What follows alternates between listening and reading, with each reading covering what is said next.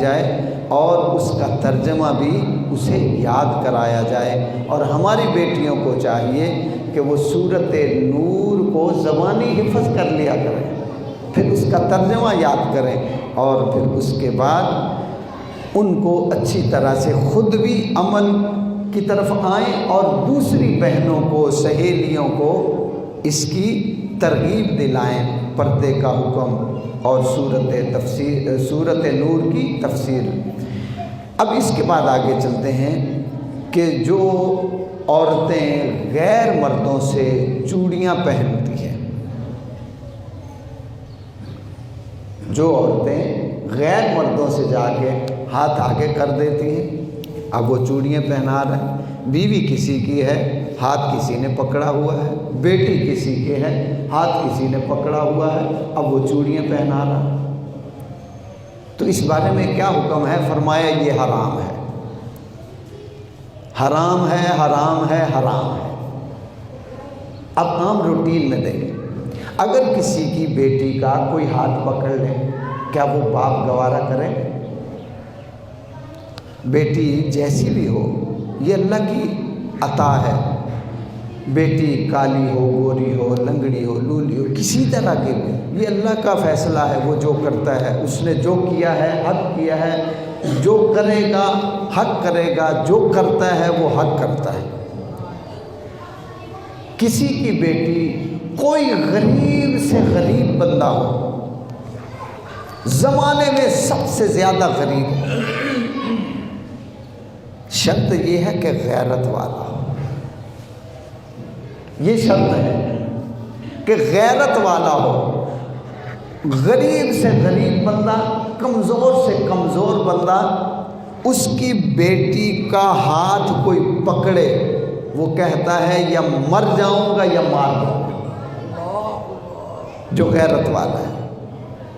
اور جس میں غیرت نہیں ہے وہ بھی مرد موجود ہیں کہ جو باپ بیٹی کی دلالی کر رہا ہے، وہ بھی زمانے میں موجود ہیں، جو بھائی بہن کی دلالی کر رہا ہے، کیونکہ غیرت مر گئی، ضمیر مر گئے، دل مردہ ہو گئے۔ اب ان لوگوں نے بہن کو، شوہر نے بیوی کو، باپ نے بیٹی کو کاروبار بنا لیا ہے، وہ لوگ غیرت مند نہیں ہیں، وہ اللہ کی بارگاہ میں بھی بے غیرت ہیں، دنیا کی نظروں میں بھی وہ بے غیرت ہے۔ اگر کوئی غیرت مند باپ ہے، بھائی ہے، شوہر ہے، اس کی بیوی کا، بیٹی کا، بہن کا کوئی ہاتھ پکڑے تو جو غیرت والا کہتا ہے یا تو مر جاواں گا تو یا مار دیں گا۔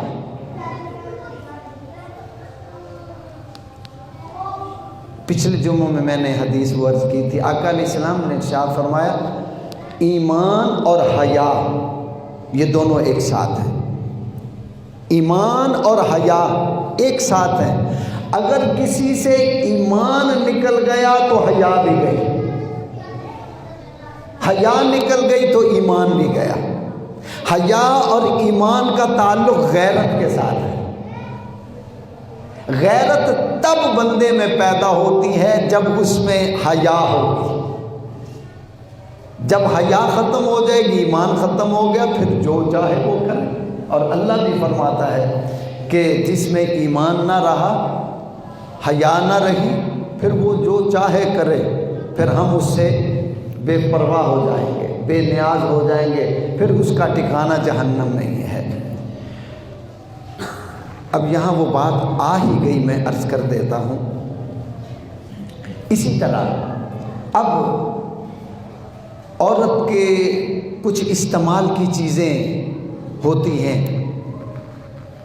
اب وہ ہم کہہ دیتے ہیں کہ خود ہی دکان سے لے لیں۔ یہ جملہ بڑا سخت کہہ رہا ہوں میں، اس پہ غور کرنا ہے، بڑا سخت جملہ ہے، یعنی سمجھانے کے لیے تو آسان ہے، اس کو سمجھنے کے لیے یہ بڑا سخت لگ رہا ہے۔ اب عورت ہے، اس کو کچھ جسمانی لباس کی کچھ ضرورتیں ایسی ہیں، کچھ اور ایسی چیزیں ہیں جو اس کی ضرورت کی ہیں، اب مرد اپنی عورت کو، بیوی کو، بیٹی کو، بہن کو کہتا ہے کہ تم خود جا کے بازار سے لے لینا۔ وہ کبھی اس پہ غور نہیں کرتا ہے کہ میری بیوی، میری بیٹی، میری بہن کسی غیر مرد کو جا کے کہے گی کہ مجھے یہ چیز اس نمبر کی چاہیے۔ میری بات کو میں اشارے میں بات کر رہا ہوں۔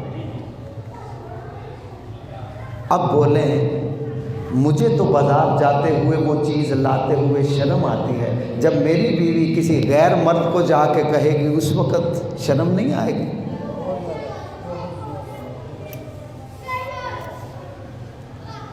جب میری بہن، میری بیٹی، میری بیوی غیر دکاندار مرد سے جا کے کہے گی کہ اتنے نمبر کی مجھے فلاں چیز چاہیے،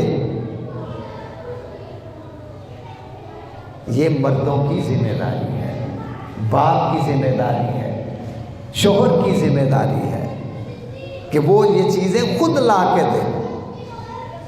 اس میں شرم کی کیا بات ہے؟ ہر بندہ بیوی والا، بیٹی والا ہے، بہن والا ہے، شرم کی کیا بات ہے؟ کوئی شرم کی بات نہیں ہے۔ یہ غیرت کی بات ہے کہ بجائے میں اپنی بیٹی کو بھیجوں، بیوی کو بھیجوں، وہ جا کے کسی غیر مرد سے، نہ خود کیوں نہ جا کے مرد سے کہے بھی یہ چیز چاہیے لاؤ۔ بات سمجھ میں آ گئی نا؟ یہ ہماری ذمہ داری ہے۔ جب ہم اپنی بہن، بیٹی، بیوی کو کسی غیر مرد کے پاس جانے کی اجازت دے دیں گے، اب یہاں سے گناہ کا دروازہ کھل جائے گا، گناہ کا دروازہ کھل جائے گا۔ اب ہر ذہن، ہر سوچ اچھی نہیں ہوتی۔ اب پتہ نہیں وہ کیسا ہے۔ میری بات کو سمجھ رہے ہیں نا؟ ناراض تو نہیں ہو رہے؟ ناراض ہو جاؤ گے تو جمعے کے بعد 2 روٹیاں زیادہ کھا لیں۔ تو اس میں ان چیزوں پر ہم نے غور کرنا ہے۔ یہ ہماری مردوں کی ذمہ داری ہے اور یہ مردوں نے ہی پوری کرنی ہے تاکہ ہم وہ گناہ کا دروازہ ہی بند کر دیں۔ اب یہاں ایک مثال دے دیتا ہوں۔ حضرت خواجہ قمر الدین سیالوی رحمۃ اللہ تعالیٰ علیہ یا خواجہ شمس الدین سیالوی رحمۃ اللہ تعالیٰ، آپ بزرگ مسجد میں داخل ہوئے، ذہن میں نہ رہا، غلطی سے الٹا پاؤں اندر داخل ہو گئے۔ ابھی دوسرا سیدھا قدم نہیں اٹھایا، الٹا داخل، وہیں سے واپس کیا، وہیں بیٹھ گئے، زارو قطار رونا شروع ہو گئے۔ اندر قدم بڑھایا، فوراً واپس گئے، زارو قطار روئے، بہت روئے، بہت روئے۔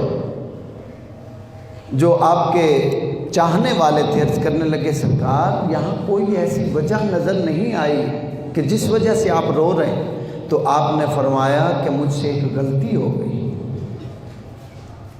سرکار ہم نے تو کوئی غلطی نہیں دیکھی۔ آپ نے فرمایا غلطی سے یہ میرا پاؤں الٹا اٹھ گیا تھا۔ سیدھا پاؤں مسجد میں جانا سنت ہے، لے جانا رکھنا سنت ہے، یہ الٹا پاؤں کیوں اٹھا؟ بس اس وجہ سے میں رو رہا ہوں۔ دعا کی، نفل پڑھے اللہ سے، پھر روتے ہیں۔ عرض کی سرکار یہ پھر آپ رو رہے ہیں، یہ کوئی ایسی بڑی خطا، بڑا گناہ نہیں ہے، آپ پھر رو رہے ہیں؟ تو آپ نے فرمایا میں اب اس بات پہ رو رہا ہوں کہ تجھ سے یہ غلطی ہوئی کیوں؟ تو اتنا غافل ہو گیا تھا کہ تیرا پاؤں خود بخود اٹھ گیا، یہ غلطی ہوئی کیوں؟ اس بات پہ رو رہا ہوں۔ تو آپ نے فرمایا ابھی سے میں اپنے آپ کو سمجھاؤں گا تو دوبارہ یہ نوبت نہیں آئے گی۔ تو ہم گناہ کا دروازہ اسی وقت بند کر دیں گے تو پھر آگے کی نوبت نہیں آئے گی، دور تک نہیں جائیں گے۔ حضرت موسیٰ علیہ السلام، آپ کی قوم آپ کے پاس آئی اور عرض کرنے لگی سرکار دعا فرمائیں، قحط سالی، حالات معاملات خراب ہیں، دعا کریں کہ اللہ بارش عطا فرمائے۔ آپ نے قوم میں اعلان کر دی، وہ جتنے لوگ آئے تھے آپ نے فرمایا کہ بھئی تم میں وہ شخص میرے ساتھ کوہ طور کی طرف چلے جس نے کبھی گناہ نہیں کیا. ہم مل کے دعا کریں گے.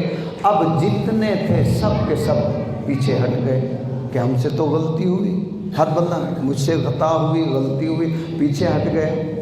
ایک بندہ آپ کے ساتھ چلتا رہا، وہ ایک آنکھ والا تھا. یہ میں صرف ابھی اشارہ دیتا ہوں، اگلے جمعے اس کی تفصیل پہ بات کریں. مختصر یہ ایک آنکھ والا وہ ساتھ چلنے لگا. آپ نے پیچھے مڑ کے دیکھا تو ایک ہی تھا، باقی سب کے سب چلے گئے. آپ نے فرمایا کیا تجھ سے کبھی غلطی نہیں ہوئی، گناہ نہیں ہوا، خطا نہیں ہوئی؟ کہنے لگا سرکار نہیں، میں نے کبھی گناہ نہیں کیا. ہاں ایک بات ہے میں عرض کر دیتا ہوں، اگر وہ میرا گناہ ہے تو میں واپس چلا جاتا ہوں. آپ نے فرمایا بولو وہ کیا ہے؟ عرض کرنے لگا سرکار میں ایک دن گزر رہا تھا، ایک دروازے کے اندر میاں بیوی تھے، تو میری ایک آنکھ نے دیکھ لیا، جھانک لیا تھا، دروازے سے جھانکا. فوراً میں نے اللہ سے توبہ کی، جان کے نہیں، اچانک نظر اٹھی، میں نے اللہ سے توبہ کی، اور جو آنکھ اٹھی تھی کسی کے گھر کی طرف، میں نے اس آنکھ کو ہی نکال دیا ہے. اب ایک آنکھ سے میں زندگی گزار رہا ہوں اور اللہ سے توبہ کرتا رہتا ہوں، یا اللہ وہ مجھ سے خطا ہوئی تھی، مجھے معاف کر دے. اگر یہ میرا گناہ ہے تو پھر میں واپس چلا جاتا ہوں، اور اگر گناہ نہیں ہے تو پھر میں آپ کے ساتھ چلتا ہوں. آپ نے فرمایا جب تو نے اتنا بڑا عمل کر دیا، اس آنکھ کو ہی نکال دیا ہے، اب لہٰذا اللہ تجھ سے راضی ہے، تو میرے ساتھ چل. حضرت بابا فرید سرکار رحمۃ اللہ تعالیٰ علیہ آپ فرماتے ہیں کہ ایک جگہ پر ہم گئے، وہ علم کی منزلیں تھی، معرفت کی منزلیں تھی، تصوف کی منزلیں تھی. طے کرتے کرتے ایک جگہ پر ہم پہنچے تو ہم نے دیکھا ایک شخص کے بارے میں بتایا گیا لوگوں نے کہ بھئی اس طرح وہ اللہ کا نیک بندہ ہے. تو ہم اس تک پہنچے تو پاؤں باہر پڑا ہوا تھا، اور اللہ کا بندہ غار کے اندر تھا. اس نے دور سے ہی دیکھا تو ہمیں کہا چلے جاؤ، اشارے سے دور سے بندہ آتا نظر کہ یہاں سے نکل جاؤ، ادھر نہ آنا.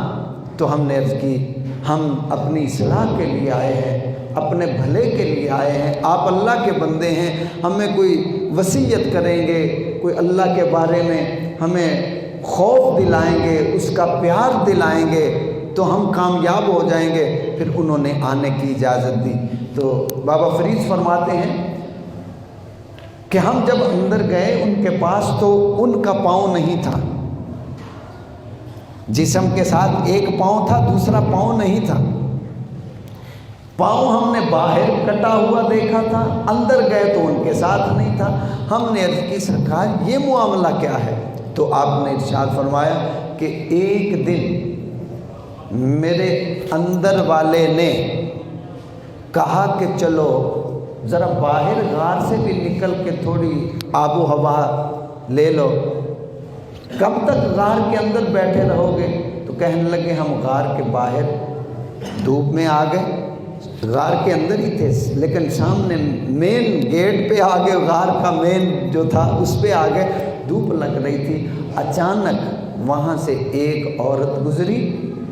جب وہ عورت گزری تو میرے دل میں یہ خیال پیدا ہوا، میرے اندر والے نے مجبور کیا کہ چلو اس سے وقت کا حالات ہی پوچھ لو، کیا حالات ہیں اس وقت. بس یہ قدم اٹھا، ایک قدم اٹھا، جیسے قدم اٹھا کہ اس سے پوچھوں گا، ابھی بات نہیں ہوئی، ابھی دعا سلام نہیں ہوئی، صرف قدم اٹھا. اب یہ بھی نہیں پتہ وہ جوان ہے، بوڑھی ہے، کیسی ہے، یہ بھی نہیں خبر ہے، صرف قدم اٹھا. جیسے قدم اٹھا تو ادھر سے آواز آئی، یاری ساڈے نال خیال کسے اور دا، پیار ہم سے کرتے ہو، دعوے ہماری محبت کے کرتے ہو، اور قدم کسی اور طرف اٹھاتے ہو. بس اتنا آواز کا آنا تھا، ہم نے اپنا قدم پیچھے ہٹا لیا اور اس قدم کو ہی ساتھ نہ رہنے دیا جو غیر کی طرف اٹھا تھا. اس قدم کو ہی ہم نے کاٹ دیا، وہ پاؤں ہی کاٹ دیا جو تجھے چھوڑ کر غیر کی طرف جائے، ہمیں وہ پاؤں ہی گوارا نہیں۔ تو یہ دروازہ ہم نے بند کرنا ہے، یہ ذمہ داریاں مردوں کی ہیں، اور یہ مردوں نے دروازہ گناہ کا بند کرنا ہے، دروازہ بند ہو جائے گا۔ تو جب میں خود ہی گناہوں میں پڑ جاؤں گا، بیٹی کو کیسے روکوں گا، بہن کو کیسے روکوں گا، بیوی کو کیسے روکوں گا، کیونکہ میں تو خود گناہوں کی دلدل میں پھنس گیا۔ جو شخص یہ چاہتا ہے کہ میری آنے والی نسلیں نیک ہو جائیں، اچھی ہو جائیں، وہ اپنے رب سے، پیارے آقا علیہ السلام سے یاری لگا لے، ان کی اطاعت میں، فرما برداری میں آ جائے، آنے والی نسلیں نیک ہو جائیں گی۔ اور جو خود اپنے آپ کو نیکی کی طرف نہیں لائے گا تو پھر اولاد کی طرف وہ نظر نہ رکھیں کہ یہ نیک ہوں، نہیں۔ یہ زمانہ دن بدن بگڑتا جا رہا ہے، بدلتا جا رہا ہے، گناہوں، عیاشیوں، فحاشیوں کی طرف یہ بڑھتا جا رہا ہے۔ تو بات کر رہے تھے کہ جو مرد اپنی عورت کو چوڑیوں کے لیے چھوڑ دے تو یہ حرام ہے، اس کی اجازت نہیں ہے۔ پیارے آقا علیہ الصلوۃ والسلام، آپ کا مزار دنیا میں ایک واحد مزار ہے جس پہ عورت کو جانے کی اجازت ہے، اور یہ اللہ کا آرڈر ہے، اللہ کا حکم ہے۔ وَلَوْ أَنَّهُمْ إِذ ظَلَمُوا أَنفُسَهُمْ